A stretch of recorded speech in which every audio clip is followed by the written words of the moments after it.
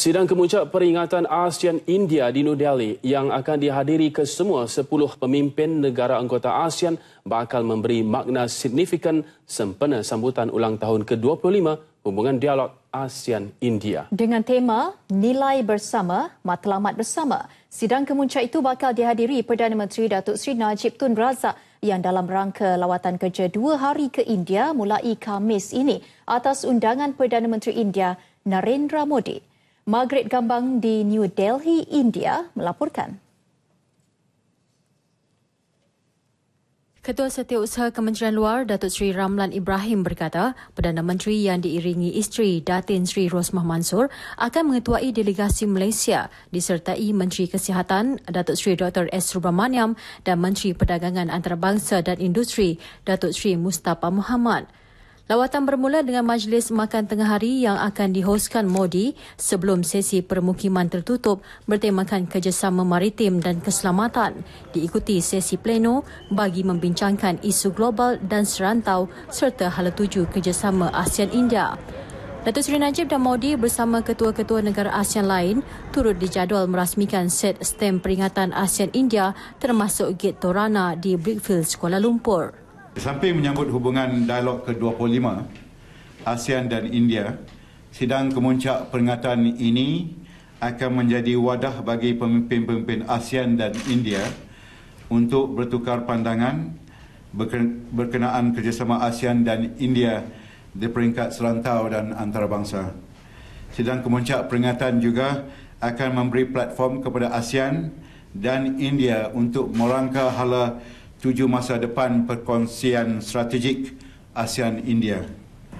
Kesemua pemimpin ASEAN dan India dijangka akan memperakukan deklarasi Delhi untuk meningkatkan kerjasama dalam pelbagai bidang bagi memerangi keganasan, kesaling hubungan serantau, perdagangan dan perniagaan. Ekonomi biru sebagai pendekatan sistematik untuk menjaga keseimbangan ekosistem, ekonomi dan sosial turut akan diperkatakan. Datuk Seri Najib dan ketua-ketua negara anggota ASEAN lain turut dijadual menghadiri Hari Republik India ke-69 sebagai tetamu kehormat Jumaat ini.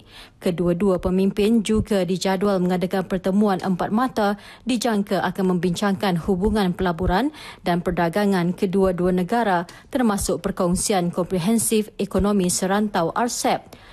Malaysia dan India yang mempunyai hubungan baik dilihat membentuk momentum penting dalam melonjakkan hubungan kedua-dua negara untuk kepentingan bersama.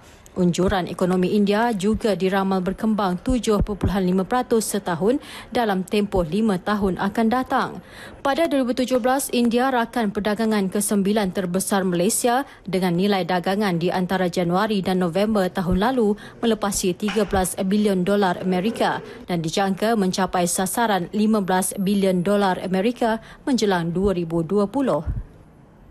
Syarikat Malaysia berjaya mencapai pelbagai kejayaan di India termasuk sebagai yang pertama untuk pembinaan lebuh raya pada tahun 1996, yang pertama untuk projek monorail dan juga projek perumahan rumah bersepadu yang pertama juga di India. Dan dengan dasar terbuka yang diamalkan oleh Perdana Menterinya Narendra Modi menjadikan India sebuah negara yang mesra pelabur.